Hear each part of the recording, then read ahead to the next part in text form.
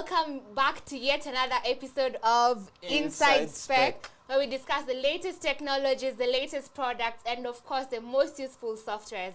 I'm your host, Stacey Wanjeri. And I am your co-host, Tevin Mwigai. Hi Tevin, how have you been? I'm great. It's been long. Good. It's been long, man. How is your week? It's been okay. Lots has happened. We are expecting very many developments that are going to go through the week. I agree. Innovations, just innovative people doing their own thing.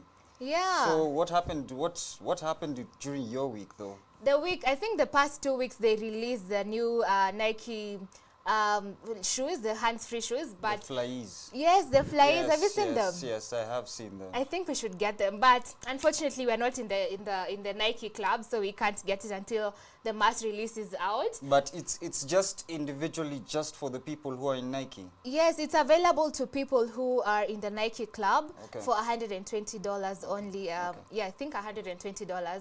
But so for us people who are not in the club, let's just wait. In a couple of months, we should have a pair. True. And then we can come back and show, like, like no hands, swag. like sliding. Anyway, I think you remember McLaren rings. You remember when there was a fuss, about wearables, smart wearables, from smart watches to smart rings. Yes. A couple of years back, McLaren ring was released. I think 2 to 3 years ago, it was released. It's a payment ring. And it's very good because it's a contactless kind of payment, which is very crucial, especially now that we're avoiding contact with people and and things. So, but recently what they've been doing over the years, they've been updating, depending on the feedback they're getting from their clients to make the experience better.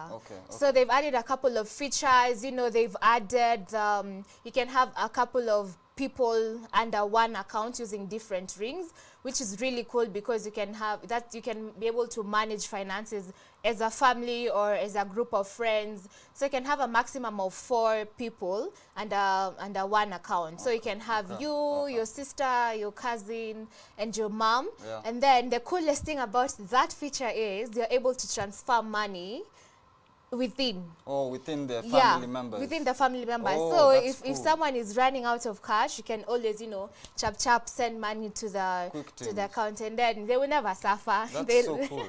Yes, and the other feature I like about that ring is the fact that you don't have to charge it. It's like your debit card, you carry it everywhere, and then it's waterproof. It's available in white and black, which is I love the black one because black is elegant, as I tell people. Do you know the saying that pink is the new black, though? That's we can discuss that. Okay, I'm not a very big fan of pink, so I'll go with black, black all the way. Okay, go but on. also the white one looks sleek. The other feature I like about it is the like auto top up. You know what you can do? You can set your ring. When it gets to a certain amount, it automatically tops up. So you can set it in such a way, maybe you say when it gets to $20, it tops up for you. Maybe you set a minimum balance, and then when it gets to that balance, it tops up for you. And then the fact that you get this, because it comes with an app as well. So every time any transaction you get, maybe you pay for a cup of coffee, you get an alert on your phone. This amount has been credited. So it's sleek, so you're able to see your finances, as you go, and then you're also able to, never run out of cash. So if you're going to a mall and you see a big sale like 70% off, like when I go, especially when I go to LC Waikiki, they always have sales and they're like 70% off. Like, damn, I don't have the money. So, it saves you that, so you never run out of money. And you know what? They are running a promo right now. So when you use the ring to pay, you get, a cashback. Yes, people should check that out. Get yourself a ring. And yes, so you know what else is close to my heart? Yes, tell me. Designers. Like I love artistic people. So there's this app it's a software stroke app. It's called Redbubble. Okay. So what this Redbubble is, it's a software where it's like an online shop like Jumia, where people buy products. Yeah. So how the designers and the buyers come together is the fact that the designers or the artists sell their product, sell their art through products. Yeah, yeah. So you can design, you know, most designers are shy, so it's very hard for you to find them on social media or Instagram. Very true. So I think this software really works for them to make that extra cash. You know, we all need shrooms at the end of the day. Yeah, we do. Yeah, so you design something or you draw something, and then you upload your artwork to the Redbubble software. And then because it's like a shop, they have different products from, you know, bottles and phone case covers, t-shirts, hoodies. So you choose the products that you want your art to appear on, and then when someone comes to the shop to buy, you know, maybe like a t-shirt, and then they buy the t-shirt that has your artwork. Yeah. And then the money, of course, they pay through Redbubble, and then Redbubble gives you the cash back, some amount, maybe, I don't know how much commission they get, maybe 10%. I'm not really sure. But that's a really cool feature, I mean, software for our designers. So that's really cool. Yeah. I think like it just helps, like, for example, you know how you're saying like artists are shy, and in most cases your art is not able to get out there, you know, it's not able to get to the masses. So an app like this is quite great, and you know, now that everything is going online, that's just the best way to sell your stuff, isn't it? Yes, I think so too, because it's also like a motivation for them to, you know, get out of their comfort zone and post about their art so that people can see it.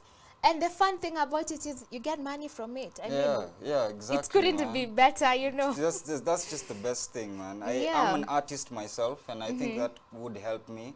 I'm not really a drawing artist, though. I'm a musical artist. It might benefit me probably in the term of I'm trying to make a cover art, and then I post it and people see it and be able to access my music through there. But generally, I think it's great. It's great. I think we should come up with maybe like a software for people like that. You Yeah, know, like we a platform for artists. Apart from, you know, like I know there's Apple Music and all those. Yeah. But we like can a come up with middleman, a ours. third Yes. party, because I think like the biggest problem right now in Kenya is that yes, we have third parties. We have like what's the music app? We have a couple of music platforms that you can put your music on, but the biggest problem is that either they're not paying well, you're not getting enough royalties for your music, and you know, those are just like the small copyright problems. stuff also. Yeah, exactly. Those small problems are the ones that are hindering us artists being the best. Yeah. Man, let's talk about Apple. Tell me about Apple. But you know, like when I hear the word Apple, the company Apple, when it comes to my mind, I just think of releases, because they're always releasing something. And then the fact that they release something and then they like hide things for you to buy extra things is really, but I just love that software company. And then they're very secretive, so they'll never tell you about projects. Very true. But you see, social media has really helped us. Yeah. So rumors have it that they're going to release an Apple car. Are you serious? Yes. So there's this secret project going on. It's called, you know, the project is called Titan. Yeah. So the Titan is going to be the car. You see the way we have, it's an EV car. Yeah. So we've seen Apple in discussions with, you know, Tesla. They almost bought Tesla, but I don't know what happened to that story. So they've also picked up conversations with BMW and those big, you know, companies, car companies. Yeah. But they haven't, nothing has come yet. But the biggest discussions that have been going on right now is between, you know, Kia and Hyundai. Okay. So what, you know, when the Project Titan started, we saw even people moving from Tesla, the Tesla employees moving from, you know, working with Tesla and coming to do this big project. Yeah. But, you know, it boomed and then it went down quiet and then now it's coming back. Yeah. So we might be having an Apple car soon, you know, like, you know, by 2024 you might have the Apple car. Yeah. And so I don't know which company would win. I don't know if it's Kia or Hyundai. But Hyundai is really big when it comes to manufacturing. But so the idea is, if this deal is signed, the idea is to have Hyundai manufacture, like assemble the car, and then Apple will come up with their autonomous software. So because it's going to be 100% autonomous, which is really cool. So that's they're going to come up with the software. So I think the partnership is only going to be for Hyundai to assemble the car, because they are really good at that. And then now Apple will come up with the autonomous driving software, and then boom, you will have the Apple car. That would be so dope. Yes, but you know what I'm scared of? Are they gonna release it and then like release another version in like a year or so, and then you always have to buy? Probably, but I feel like Apple has always been that company that gives some time, a small breathing period for the customers and consumers to like process the products and be able to experience them before a new product is unveiled. Yeah, but that's scary. Imagine you buy it and then like they release in a year, you haven't even enjoyed to its full capacity. Exactly. Let's take a break. We're going to have more stories after the break. Stay tuned. Stay tuned.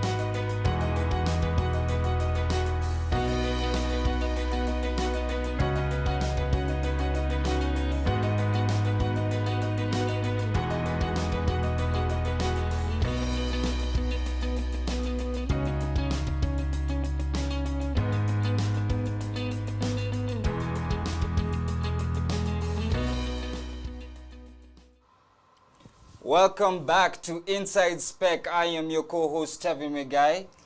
Stacey Wanjeri, your host. Nice to meet you, man. Nice to be with you again here. We're getting into the second part, and this is the part where we talk about, I think, YouTube. And I just have a few ways of looking at this. YouTube has entered now, this has been a streaming platform, but they've never really engaged with it properly. They're still in development of creating it to be a proper user experience. So they added emotes last year. I remember. Yeah, and that was just being able to slide your emotes into the live stream, and you can make your own custom emotes for the people who are watching, the audience and everything like that. So now a week ago they released the new feature, which is a trimming feature. It's called clipping. So in clipping, you take like 5 to 60 seconds of a certain stream or a certain video, and then you're able to cut off that 5 to 60 seconds and then upload it onto another platform, for example Facebook or Twitter or like Instagram, or Instagram. So yeah, that's just basically it. It's a really good way of promoting yourself. You'll be able to take that video and then direct people onto your live stream on YouTube or on Twitch. Wow, I love that feature. Do you know why? Because when I'm very heavy on Instagram. Yeah. So when I see posts, of course, like people who use YouTube a lot, they always post if they're going to come up with new content. They always say check out for this content. So what I like to do is when I see such a post, I like to set up a reminder. So sometimes if maybe someone hasn't set up a reminder, and then so and maybe they saw the post, they really wanted to engage with the content, but they missed it. I think it's a really cool feature because they will see this pop up because it's like an ad, and then it will direct people to the live, which is it's a good way to really get people. That's really dope. I have another story. It's about the Sony Xperia Pro. Oh, Sony. Yeah, Sony has come up with a new phone. they're saying that this is the actual Pro phone. I feel like people use that word very carelessly when you say that you have a Pro phone and the features. You add a new feature and it becomes a Pro. Yeah, it becomes a Pro phone. So basically, they have released this new Pro phone. It has the narrowest target demographic in the world, because Sony usually have a certain people who they are actually trying to sell the phone to. It's a community club. Exactly. So they focused on mainly the enthusiast features, and then at the expense of losing the basic feature, like the basic and user experience, the basic user experience that's usually there. So this phone is a 6.5-inch display. It's cinema-wide display. It has 4K HDR OLED. It's IP65 and 68, which means it's water and dust resistant. It has 3 cameras.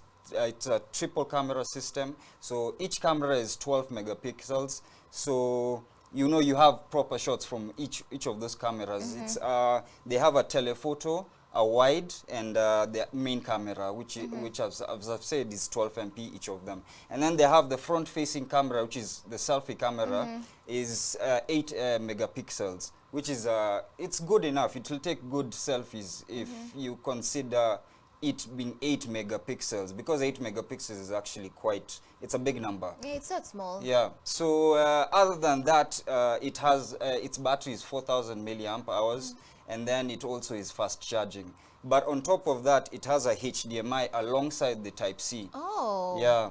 So how does that help? You see, I'll get to that. I'll explain that in a few. So other than that, it has it's coated in black polycarbonate material instead of glass and metal, which makes it more rugged and more durable for the user. And then also it doesn't have a camera bump.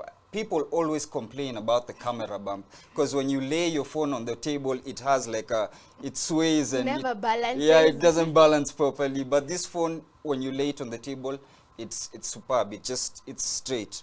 So other than that, on top of that, it has 4-beam antennas for reception, good reception. It catches everything properly. And the main thing that this phone is supposed to do is supposed to act as a primary viewfinder for Sony mirrorless cameras. Oh. Or in any case, a camera that has a HDMI port. So yeah, you have it enables you to use the full frame 4K display to be able to see your shots from the camera transferred to your phone. And this gives a couple of advantages, because you'll have a nicer display. You'll be able to see your content properly. And then second thing is that the 5G workflow pieces that are built into this phone enable you to be able to live stream onto platforms with the 4K full frame, and it'll go properly. It'll be very smooth. There won't be any hitches while you're putting it up on the internet. And you can stream it to Twitter, to Facebook, YouTube, and Twitch. You have a variety. Other than that, the power bank you can use the power bank as and you can use the battery as a power bank. Oh. Yeah. So while you've laid it on top of your camera, you can connect it using the Type-C to your camera, and then to charge your camera. And then yeah, that's just basically a full view of how the phone is, because it's a very fantastic phone, and it can do a lot for the cinematographers and directors out there. Yeah, how much is it? It's about $2,500, which is expensive. Which is very expensive, but I guess it depends on what the person wants, But I love the camera features, so I'll give it a benefit of a doubt for the value of the money. Just some benefit of the doubt, man. Yeah, what else has been popping? So other than that, Tesla is just released the new refurbished designs of the Model S and the Model X. Oh. Yeah, that's a big thing this week. People have been really looking forward to that. I wish I could buy a Tesla right now. Oh, me too. Like what are the features they've added? They have added, first of all, on the outside, they have replaced the chrome with a material that's close to carbonate. So you know, the black trim used to look outdated, and it didn't look as good as posh. Yes, exactly. And now it's a Tesla you're talking about. Exactly. So they've changed that. It looks really good right now. It's like metallic silver. And then on top of that, the main places that they actually made the most changes was inside the car. So they added a yoke steering wheel. Instead of it's the U. Instead of having like a round steering wheel. And I was thinking about it, and I was asking myself, wouldn't people have a problem driving their cars if it's a yoke steering wheel? Because you know, there's that sometimes you know, you want to steer, the rotation of it, and that it just looks weird. I don't know, like I don't know how I feel about it yet. But I think it's because also I think the idea for the what do you call it, the yoke? Yoke, yeah. So yoke I think because you don't really need to use it as much because of, you know, the system that is built inside the car. Yeah, it even has autopilot where you can just put the car onto autopilot and then it'll drive you to wherever it is. But me, I don't personally, I don't trust that type of software because it's just, I don't trust how a car can take you. A car can take you to wherever it's supposed to go by itself. You better trust, man. It's Tesla. Like we should take a ride. The robots are taking over. The robots are taking over. But on top of that, it has ventilated seats. They added wireless charging at the back of the car, next to the armrest. And then also you have other than that, you had they added like the lights. The lights are way brighter. They catch. The nits are quite high, so you'll get you'll be able to see at night when you're driving and everything like that. So yeah, that's just a basic capsule of the way the iCar is. From the studies that were done, it was 412 miles. It can go that far. For the Model S, not the Plaid, it's just the normal one. So the Plaid Plus, it can go 390 miles, and then it has 155 mph, which can be reached in 60 seconds. It can reach 3.1. It takes 3.1 seconds to get 0 to 60. The Plaid Plus is 200 mph, and it takes 1.9 seconds. Oh, to that's get really 0 fast. to 60. That's very, very fast.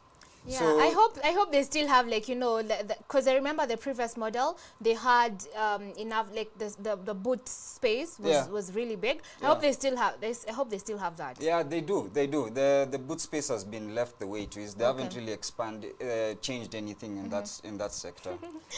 Put your bike in a Tesla. Like, can we do that? That was it for today. That was it for today. Catch us next time, Monday. Monday next week, yeah. See you soon. Bye. Bye-bye, guys.